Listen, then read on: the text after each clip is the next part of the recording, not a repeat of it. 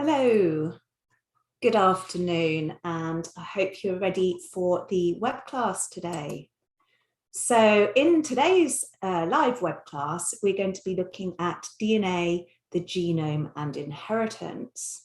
So let's see who's arriving and see who is going to be joining us. So I'll give us a few minutes while people join in. It always takes a little while for people to join us. And then we will start the web class. So I hope you're all having a good summer holiday. A little bit left of it now. Hello. Khadija. Hello, good to see you. Where are you from?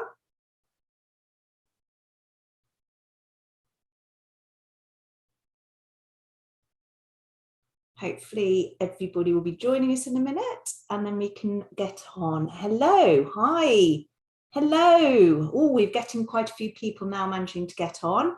Where's everybody from? From Birmingham, excellent, that's just near me. I'm just around the corner from Birmingham. So where else is everybody else from? Let's have a look.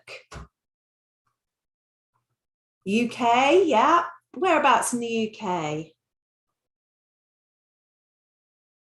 Okay, yeah, brilliant.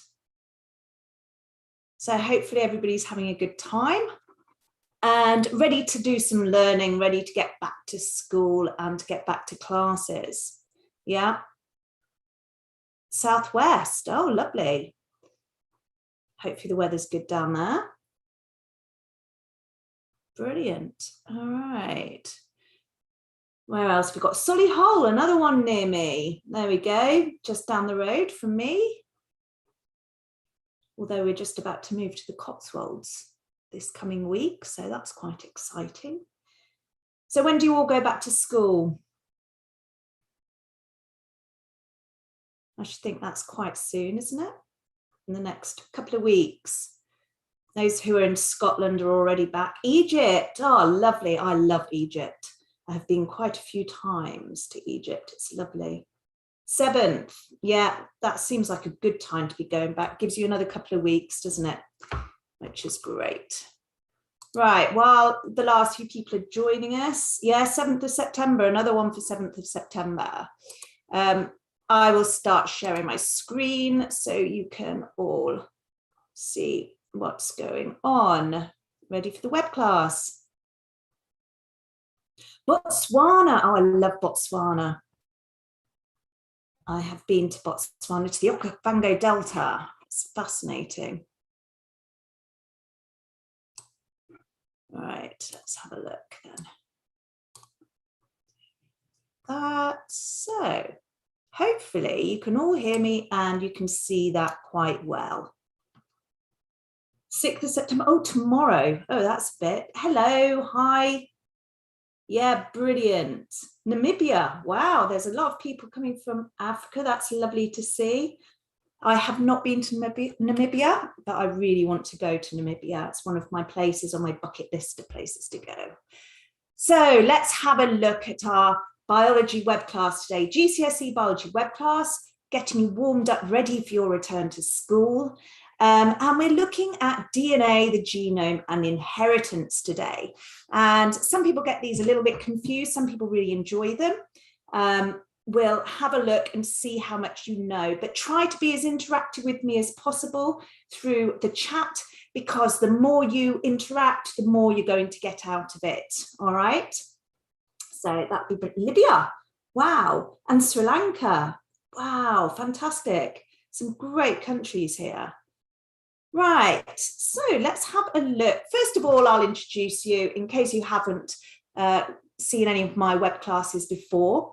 I'm Philippa and I'm the lead GCSE biology teacher. With my qualifications, I've got a BSc in animal science from Leeds University, and I did PGCE in biology and games also at Leeds. I'm a teacher and a head of biology with over 25 years of experience, and hopefully you'll find that I'm really enthusiastic about biology as well. So let's have a look. Yes. So the objectives today then, what we are looking at in today's lesson. So we're going to describe the structure of DNA as a polymer and define the genome, so what the genome is. We're going to discuss the importance of understanding the human genome. Oh, the Philippines, somebody. Wow, that's fantastic. I don't think we've had somebody in one of my lessons from Philippines. There we go. And, oh, yeah, that's fantastic. I'm really pleased that you're wanting to gain knowledge at such an early stage in your education, but hopefully this is going to help you, isn't it? Bridge any gaps that you might come across, stretch yourself. So we're going to explain the role of alleles, genotypes and phenotypes in the inheritance of characteristics. What I'm not going to go through today are Punnett squares and family trees. They will be covered in another lesson. Transcription and translation, which is all about the DNA itself and using the codes, and mutations and gene expression. So we're going to stick to the basis of the genetics today, just the basic information about DNA and phenotypes and genotypes. From China, year 9, yeah, gaining knowledge, fantastic. Zimbabwe, wow, another fantastic country. Some really interesting places here. Right, so we need to look at the specification points, don't we? So obviously we try to cover as much of the specification as possible for all of the boards. So first of all, with AQA, hello, hi Zara, nice to see you. Okay. Oh, you are Zara in your sister's account, fantastic. And hi from Pakistan. Hello, everybody. So AQA, those people who are doing AQA, it comes under DNA and the genome and genetic inheritance. So you're going to be looking at various different parts of these two sections of the specification. So you're going to be looking at the structure of DNA in the genome, the importance of the genome, and what the genotype and phenotypes are. So we're going to look at those, and we're going to look at dominant and recessive alleles as well. So we'll be looking at that. Then we're going to be looking for OCR, those people who are doing OCR, because I'm not sure what all of you are doing. From Spain, hello from Spain. With OCR, we're going to describe the structure of DNA again, and some of the key terms that we're going to be looking at today. And we're going to be looking at how genes pass on the information to offspring. AQA, right, there's quite often a lot of people in AQA. What other boards are we doing here? AQA, yeah, AQA seems to be quite a popular one. So that's OCR. And then, of course, there is Edexcel as well. So Edexcel, describing DNA as a polymer. We're going to be looking at the genome, the importance of the human genome, the differences in inherited characteristics and alleles, and dominant and recessive alleles, and phenotypes and genotypes. Edexcel, right, okay. So we've got some AQA and Edexcel people here, but it should cover most of what is needed for all of your exam boards. So that's the good thing about these web classes. All right, so let's have a look at what do you actually know so far. So if we started off with a cell, what is the next stage down from the cell? So what is the nucleus of a cell? So a cell is bigger than a nucleus. What do we find inside the nucleus? Hi, Nuru from Kenya. So inside a cell, so you've got a cell like this, and then you've got a nucleus in it. What do we find? Yes, chromosomes. So in the nucleus, we find chromosomes. And what are chromosomes made up of? Brilliant, well done, DNA. Okay, so chromosomes are made up of DNA. And what do we find? The specific sections of DNA that actually code for a protein. Do we know what those are called? They're the bits on the DNA that we're really interested in because they do the coding for the protein. So one section, Codon, yeah, codons, which make up the gene. Good. So genes, which are made up of codons, which then code for the amino acids on the proteins, don't they? So we have the cell, the nucleus, and in the nucleus we have chromosomes, and they're made of DNA, and the DNA is broken up into sections called genes, and each gene codes for one particular protein. So genetic inheritance, where do we get our genetic information from? What makes us who we are?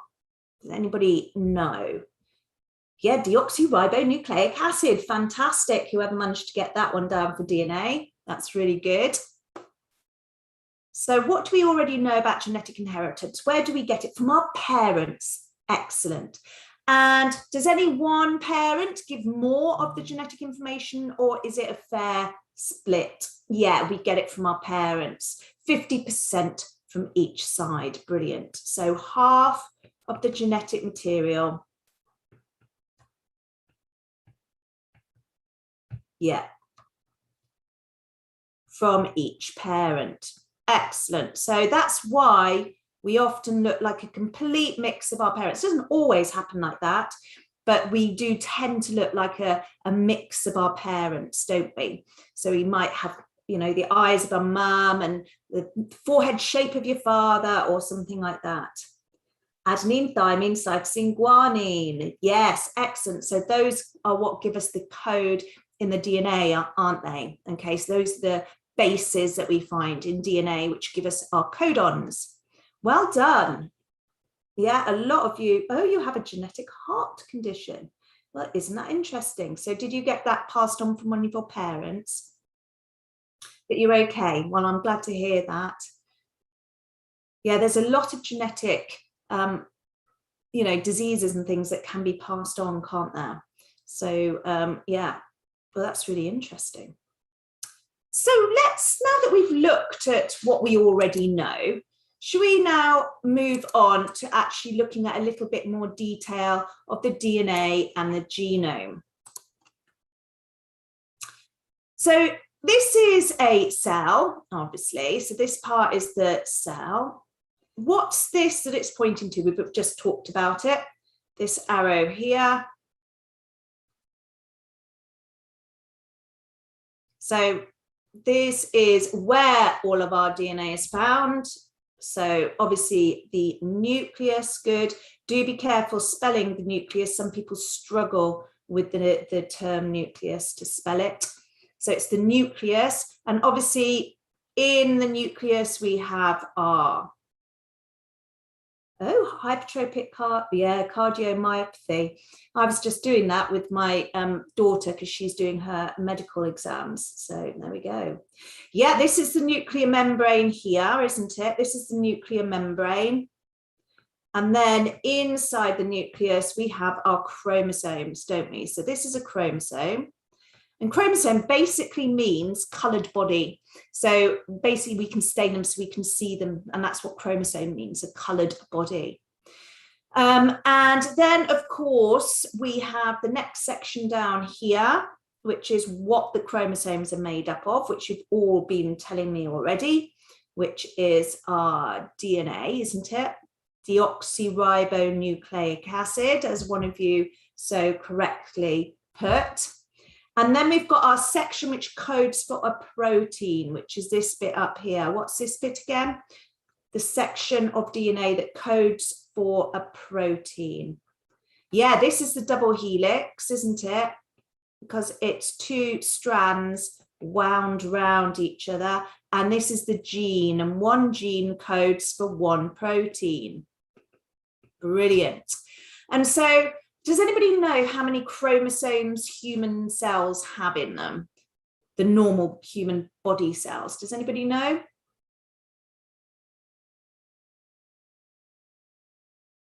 Oh, wow, Lydia, that's really, I'm very, very sad. But they're learning so much more about it, aren't they? 46, brilliant. So 46 chromosomes. So in a normal human cell, we have 46 chromosomes, and that's a lot of DNA. It carries a lot of genes, as you can imagine. All right. So let's have a look a little bit more detail at DNA and genes. So what is DNA? We know it's a strand and it had formed a double helix, didn't it? But what is DNA? Does anybody know how to describe it? Tell me anything you can to describe DNA. Yeah, we've got 46 chromosomes. So 46 chromosomes in our cell. All of our chromosomes are made of DNA. What is DNA? Can anybody describe what DNA is? It's a nucleic acid. Super. So it's a chemical which is known as a nucleic acid. Well done. Super. And it's used, yeah, it's a polynucleotide. Excellent. A polynucleotide, because it's lots of nucleotides joined together. Fantastic. It makes different, stores genetic, yeah, and it's deoxyribonucleic acid. Fantastic. And so if it's a polynucleotide, that means it's a polymer, which means it's made of lots of repeating units. And how many strands are there? Somebody talked about a double helix. How many strands are there wound together? It is a very complex molecule. There's lots of structures of it. Yes, brilliant. So it's polymer made of 2 strands wound around each other in a double helix. So it's 2 strands. Double helix means it's 2 strands wound around each other in a helical structure. Okay, it was discovered by Watson and Crick. So it's really interesting that they've discovered that in the 1950s, the structure of DNA. Yeah, so it's 2 strands, there's 1 strand, there's another. And actually it looks like a spiral staircase, because what it looks like are these are like the handles that you hold on to, and these are where you put your feet, okay, the bars across. So it looks like a spiraling staircase, all right? And that's how I always remember it. Yeah, so it's double-stranded DNA, single-stranded RNA. So DNA is a double-stranded, all right? And RNA tends to be single-stranded. Yeah, brilliant. So here we have our DNA. It's the double helix, so it's got the 2 strands wound around each other in this sort of spiral staircase. So it's kind of like a ladder which has been twisted. And you've got these bars across, which are basically the bases that are joined together. And those are like your rungs up the ladder. And then the side bits are the bits that you hold on to as you go up a ladder. All right. And that's made up of a deoxyribose sugar and phosphate groups form this part. And then we've got the nitrogenous bases form those rungs. All right. So one gene codes for what?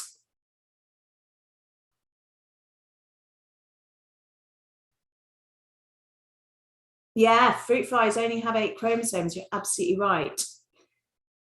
And it's just that DNA is normally double-stranded and RNA is normally single-stranded. That's what we tend to go for.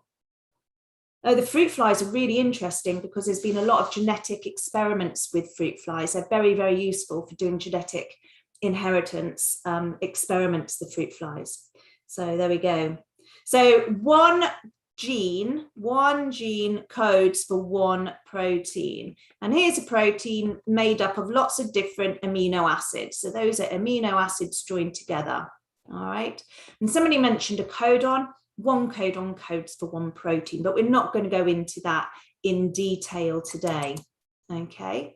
Now, the DNA is made up of lots of individual nucleotides. So a polynucleotide means that it's made up of lots of individual nucleotides. All right. And nucleotides, basically, if you're interested, look a bit like this. It's like a house with a garage with a satellite dish on. And this is the deoxyribose. This is a phosphate.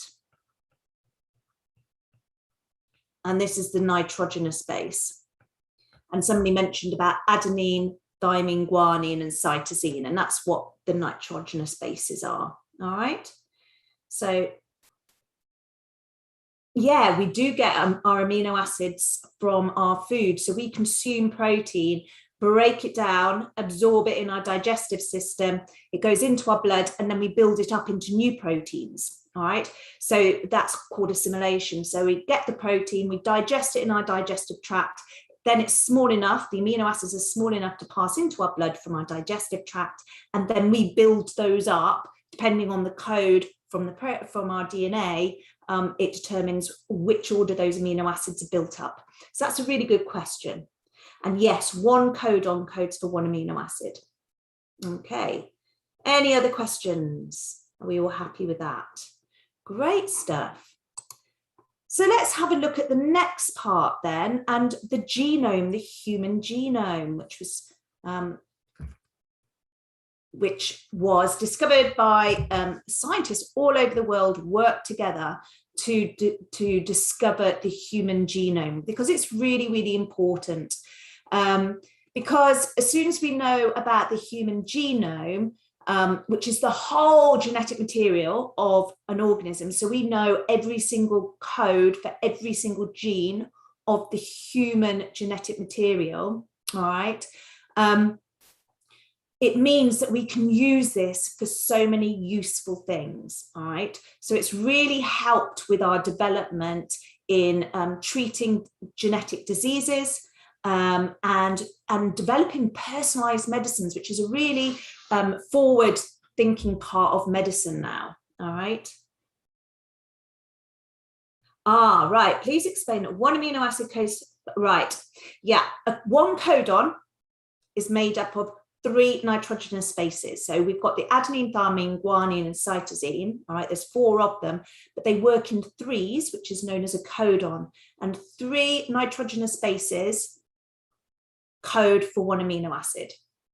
All right, so hopefully that makes sense. All right. Not that we're going into that in a lot of detail, but if you're asking, I'll explain it. So yeah, 3 nitrogenous bases, either adenine, guanine, cytosine, or thymine. Whatever order they go into, that's one codon, and that codes for an amino acid. Okay. Right, so human history. So we can look at where we can trace back migration patterns and look at where people have come from, which continents they have moved from. And so we can see evolutionary history, and we can see how humans have developed over time by looking at DNA. So we can trace migration patterns and see where people's origins are from, and also evolutionary history, so we can see how humans have developed, which is really interesting and very useful to find out more about evolution.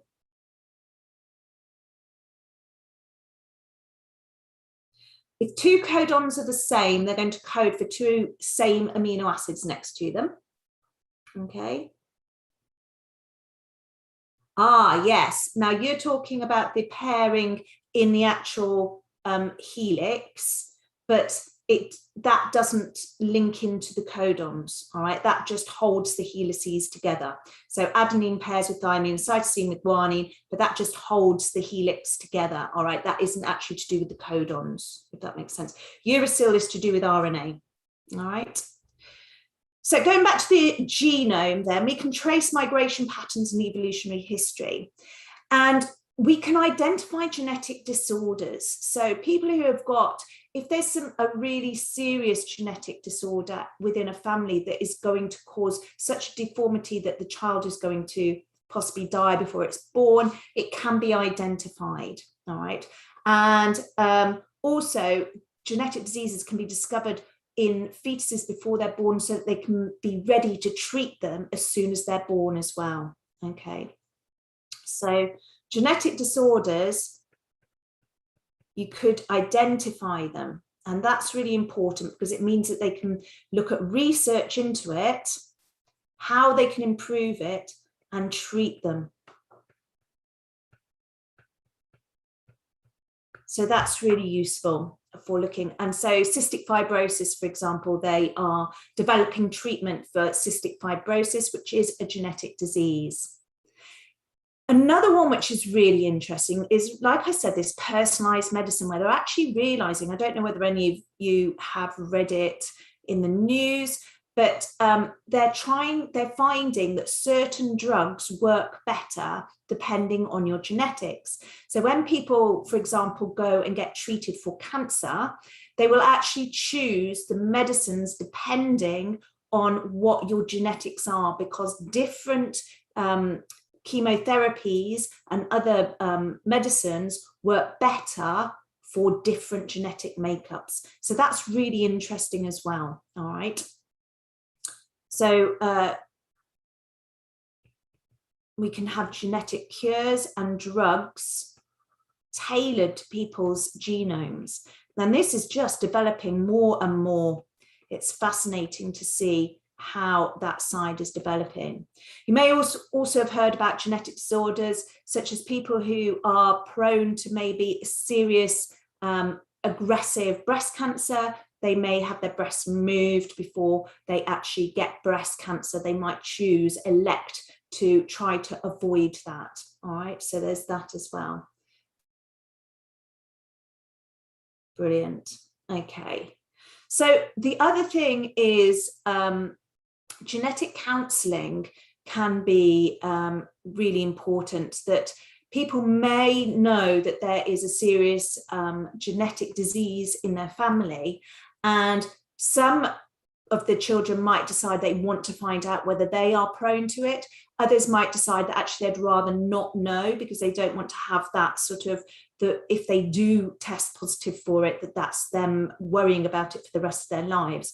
So genetic counselling is when people they go in and they discuss it with the specialist, and they discuss about what the options are, whether it's a good idea to be tested for it, and then also how they can manage it if they do test positive for this particular genetic disease.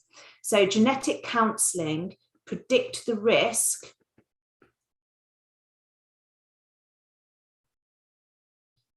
Oh, has it? That's really strange. Okay, I'll try to write further over. I don't really know why that has moved over. So I'll try to keep over to the left a bit. Thank you for letting me know about that. So predict the risk of developing diseases. And so they're talked through the problems that they might come across.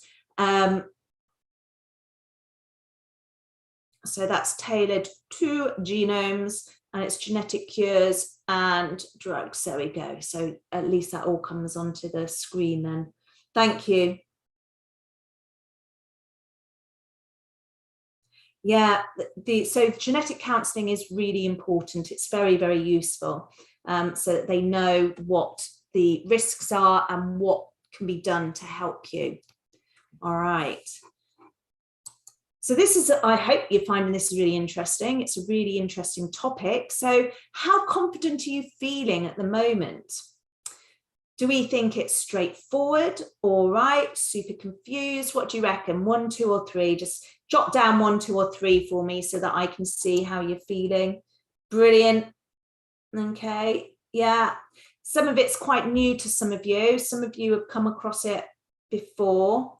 So, okay, good. So we're not going any further down than 2s at the moment. So there is a little bit to learn, isn't there? But yeah, do ask questions as we go along. So if there's anything you're unsure about, that would be fantastic.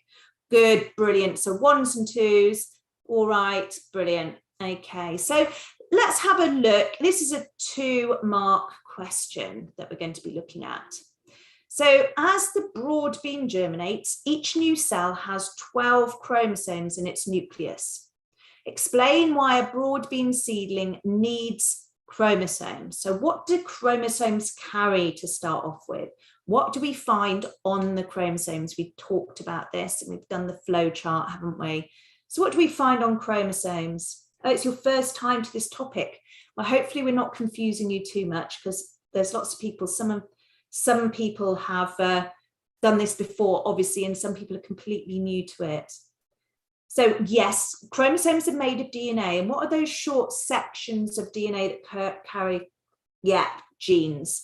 So we need to carry genes because the genes code for protein which control our characteristics. They're needed to make proteins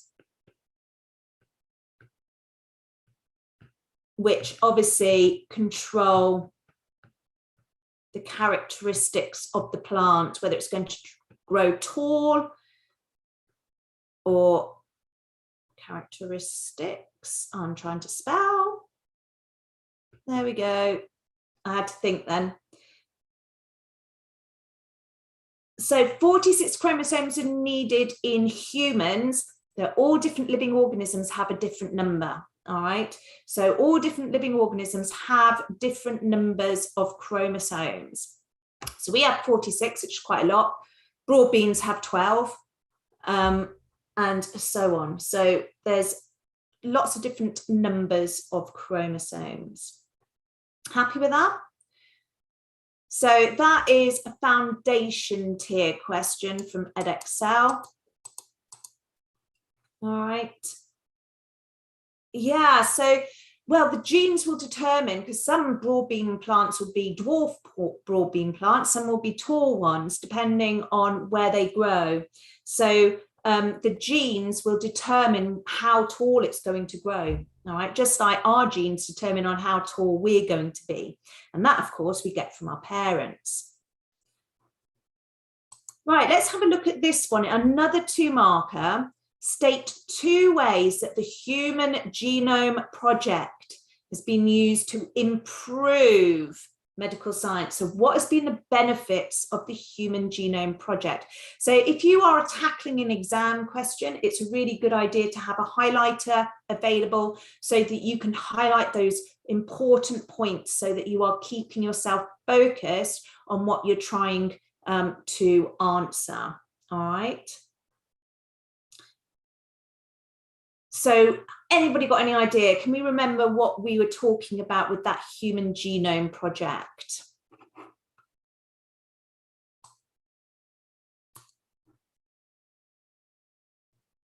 Can anybody come up with anything? Can anybody remember what we were talking about? What have we got? To help scientists detect, yes, certain diseases. Oh, you're confused. Okay, so genetic counselling was one of them, wasn't it? To help people discover about their genetic diseases. There was personalised medicine. Do you remember that? Okay, so a better understanding of genetic disorders could be one of them.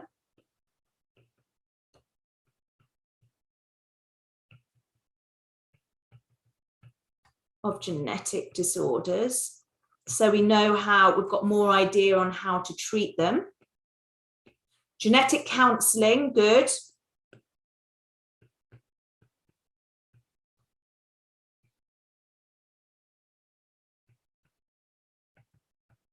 Yeah, personalised medicines, that could be another one. I'll just stick that on there so that you've got it. Personalised medicines could be one. Good. Okay. Predict the risk of a genetic disorder. Any of those would be fine as an answer. Okay, so you just need 2 of those. Yeah, trace migration patterns, but it's more to do with medical science with that one, rather than evolution. So genetic history, yes, you can trace that back through your family, can't you, to look at the risk that you have of getting a genetic disorder, maybe. All right, so the genetic history in a family is really important to see whether you are likely to be at risk of a genetic disease. And the personalised medicines, of course, so important, so important. Such an amazing development at the moment. Yeah, DNA identification, so you can actually look for that genetic disorder, can't you? And some can be treated with therapy. Okay, so brilliant. Well done so far. Now let's have a look at alleles. So we're on to our next section of the lesson, the web class. So we're going to be looking at alleles and inheritance. So alleles, if we're looking at alleles, alleles are different types of genes. So you could have your eye color gene, and that's a type of gene, but then you can have blue, you can have brown, you can have green, you can have hazel. Those are all alleles. So alleles are a type of gene, all right?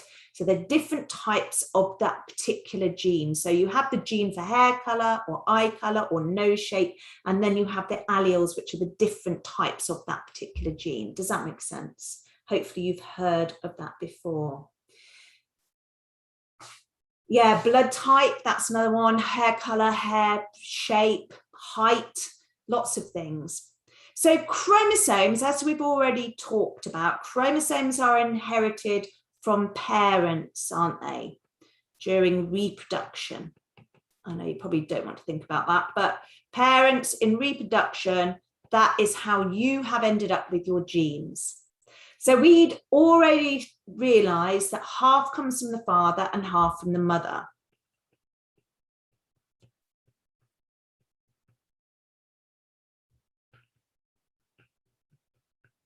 So these are carried in the sex cells or gametes. I'm sure you've heard of gametes before, which are sex cells.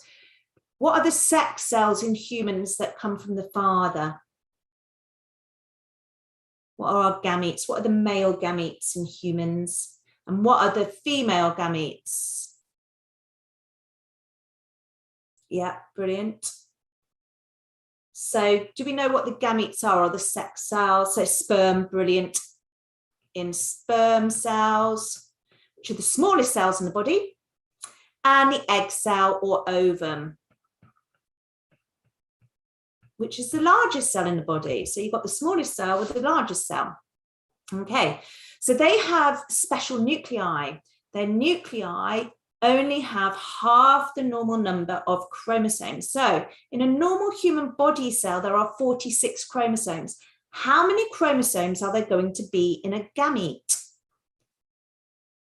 So if there's 46 in a normal body cell, yes, brilliant. So there's 23, fantastic, 23 chromosomes in the gametes, because half come from mother, half come from father, and in fertilization, 23 plus 23, the nuclei fuse in fertilization, and we end up with our 46 chromosomes in the body cell. Brilliant.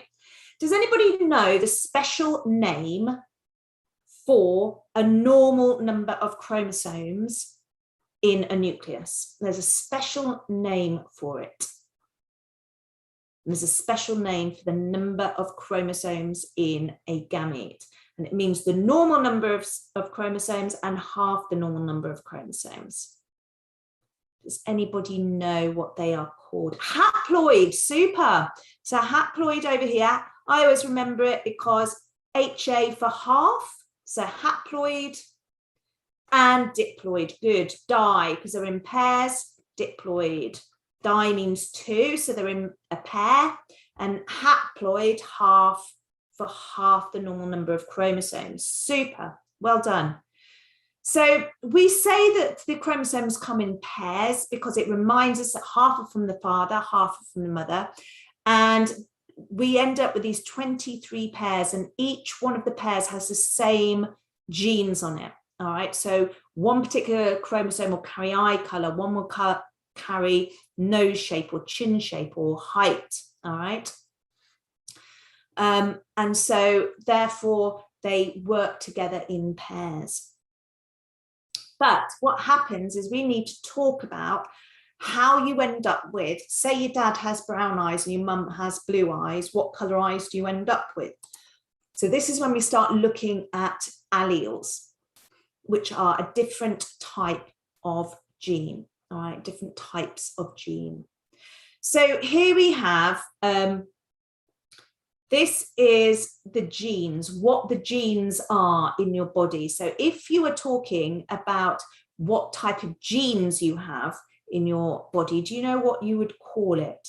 whereas this is what you look like, something type.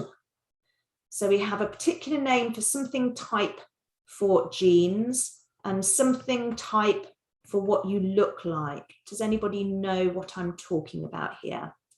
What is it? Yes, brilliant, well done. Genotype for genetics, that's the genetic makeup. Brilliant, well done. And phenotype is what you look like, the outward appearance.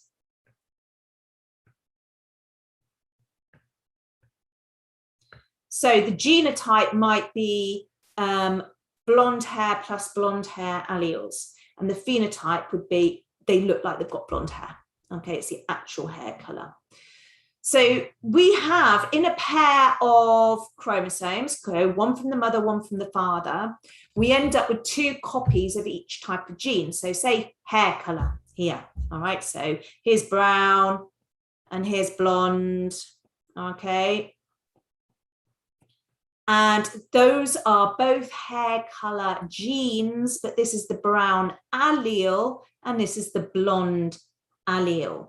All right, so these are the alleles. They are, it's like when you go to the supermarket and you say, all right, I need some butter. You go down the butter aisle, that's like the genes. And then the alleles are your clover and your whatever, I can't even think what all the different types of butter are, but flora and things like that. So those would be the alleles. Hopefully that makes sense. So we have, each of us have 2 variants of each of the genes, 2 alleles of each of the genes in our body. And they may be the same one. So you might get blonde hair from mother and father, or you might have brown hair from father, blonde hair from mother. And then this is where we find out what are we going to end up with as our phenotype. 1H or 2. I don't quite understand that last question. So explain and I will answer. So Khadija, is this the 1H or 2? Okay. So does everybody understand what an allele is then? Are you all happy with what alleles are? Oh, 1 hour. Yeah, it's a 1 hour lesson. Okay, 1 hour web class. We'll have another one next month as well, which is brilliant. So why do we end up looking like we do? Because we get a mixture of alleles, don't we? We get one from mother, one from father. They might both be the same or they might be different. So let's have a look at this one. When we look at eye color, yeah, web classes. Yeah. So 1 hour web classes. We do them once a month. And hopefully you find them useful. It's always good to do a bit of warming up on your learning, isn't it? So we have dominant alleles and we have recessive alleles. So if you look around, I don't know, your class at school, you may notice that there's more people with brown eyes than there are with blue eyes, all right? And this is because the brown eye allele is a dominant allele, which means that if the dominant allele is in the pair, it will be expressed. So it is always expressed, even if there is only 1 copy present. All right, so here we have, and the dominant one is shown by a capital letter because that shows it's dominant. So this one is brown eye color. Over here, we have blue eye color, which is recessive. So if the recessive one is next to dominant, the dominant's always going to overpower it. All right. The only way that blue can show through is if it has a weaker one. So it might be paired up against green or something like that, or if there's 2 blues present. So only expressed, the recessive is only expressed if 2 copies are present. So recessive alleles are only expressed if 2 copies are present.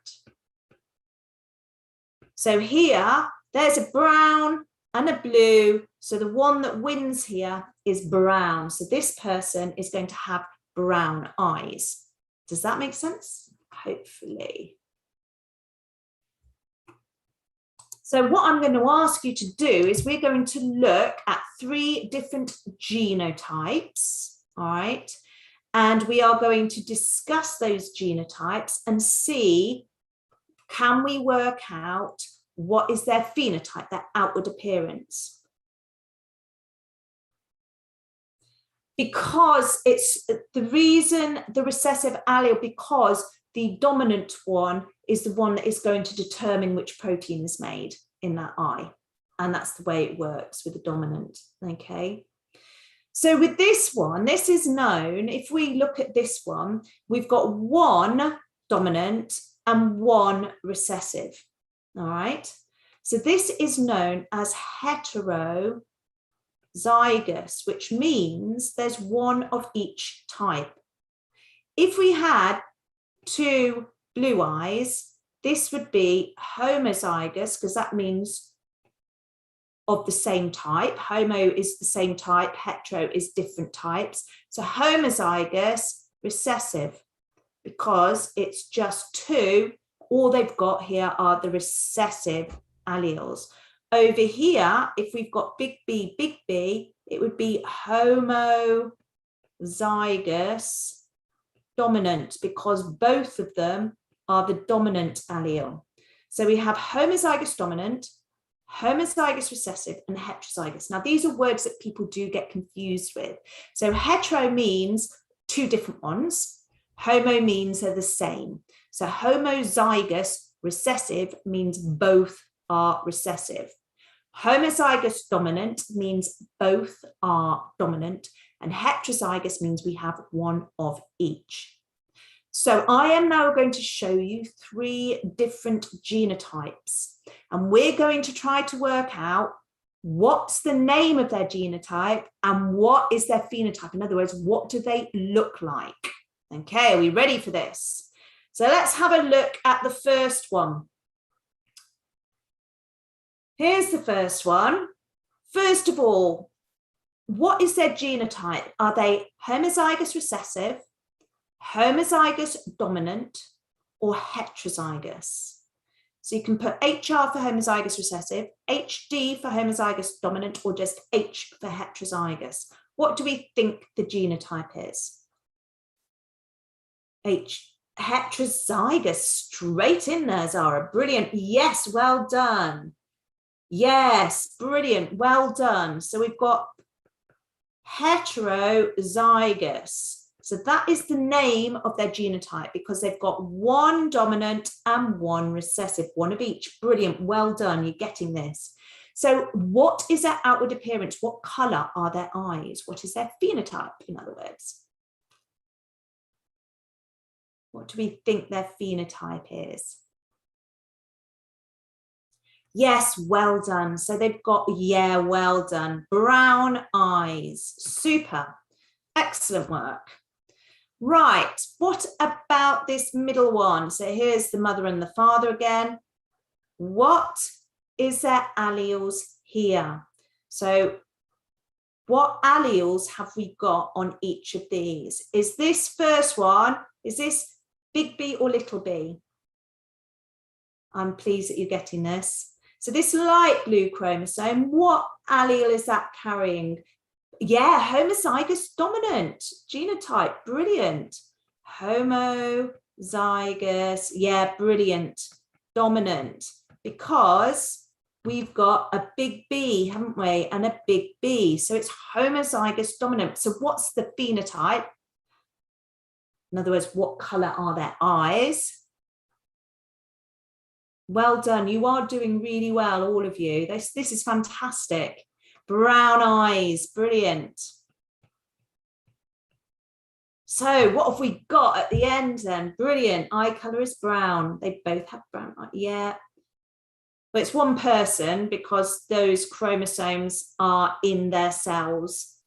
Okay, so this is one person, the chromosome from the father, the chromosome from the mother, and those in their nucleus have given them brown eyes. Brilliant. So this last one then, let's have a look at these alleles. What is the phenotype of this last one, number 3? That was number 2, this is number 3. Oh, I'll put 3 over there so we can see it. For some reason it's being cut off. So what is the genotype of this last person? Have you got any idea what the genotype is of this last person? You can put the initials again if you want. Homozygous recessive, written out in full as well. Brilliant. Homozygous recessive, because both of them are recessive alleles, aren't they? So what is the phenotype of this person? What colour eyes do they have?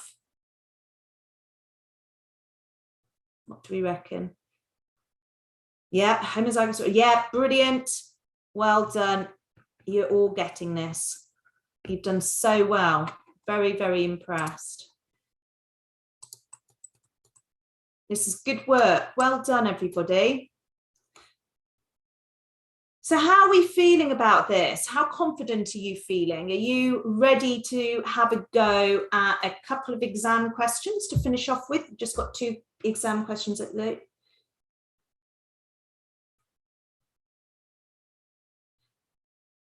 Yeah, it's just trying to show one allele. Yeah, I know. It's because a lot of people draw the chromosomes like that when the cell's actually about to split. But yes, I understand what you're trying to say there.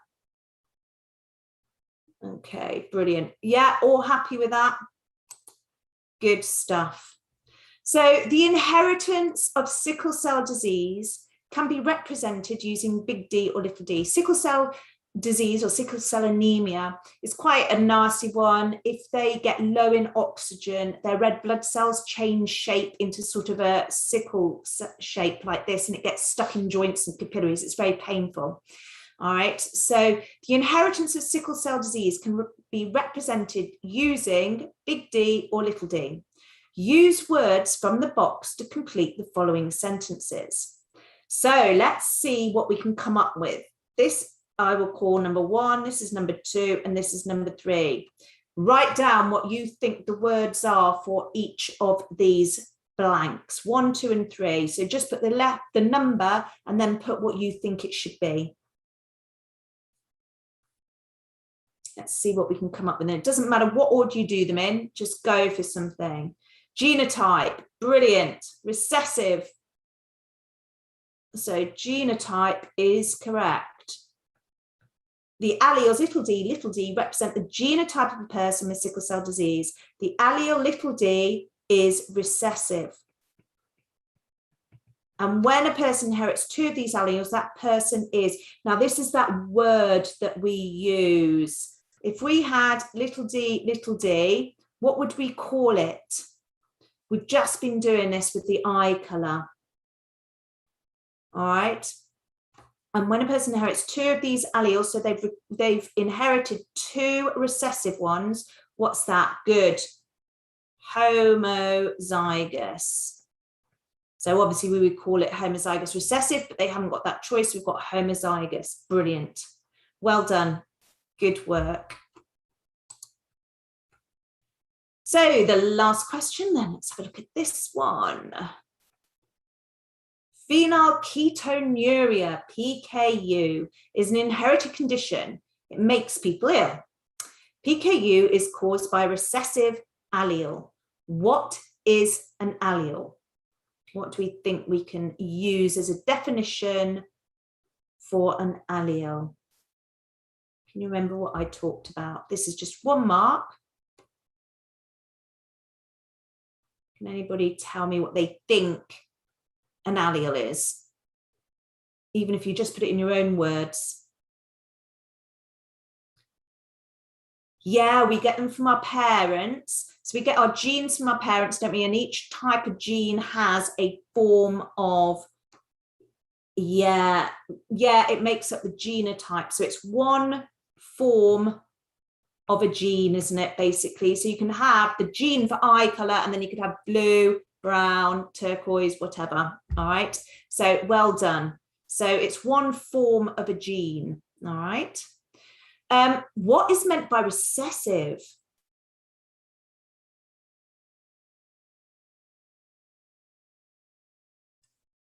An isoform of a gene is called allele. Very good. I like that one.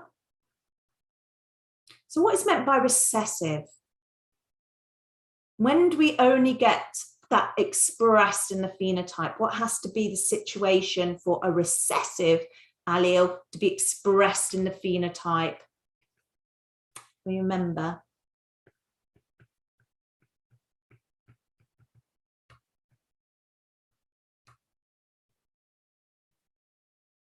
Brilliant.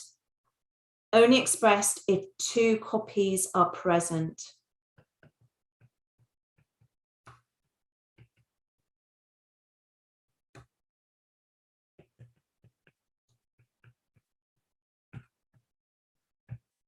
Brilliant. So if a dominant is present, it's not going to get expressed, isn't it? Because a dominant will override it.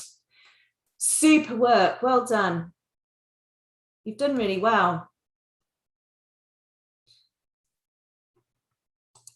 So hopefully at the end of this lesson, you can now describe the structure of DNA as a polymer. And it's that double helix, isn't it? That looks a bit like a step ladder, which is twisted around. And the genome, the human genome, is the whole genetic makeup of humans. The importance of the human genome with personalized medicines being able to understand more about genetic diseases and predict whether somebody's like to get it, and genetic counseling, and also looking at the evolutionary history. And we should be able to explain the role of alleles, the genotype, the phenotype in inheritance of characteristics. Hopefully you've all enjoyed that and found it interesting. Has anybody got any questions, last questions for me? And don't forget there are upcoming web classes again, all right? So we've got more upcoming web classes coming. I'm glad you've enjoyed it. Hopefully you've all understood a little bit more about this topic. I find it fascinating. And then, yeah, if you look at the chat now, it's got the YouTube schedule on it so that you can tap into that. All right. Right, brilliant. And don't forget, you can always go back to this class on YouTube because it will be saved on YouTube. So you can always review back over if there's anything you're unsure of. All right, so take care, everybody. And it was great to see you all. All right, bye-bye. My pleasure. See you soon. Bye-bye.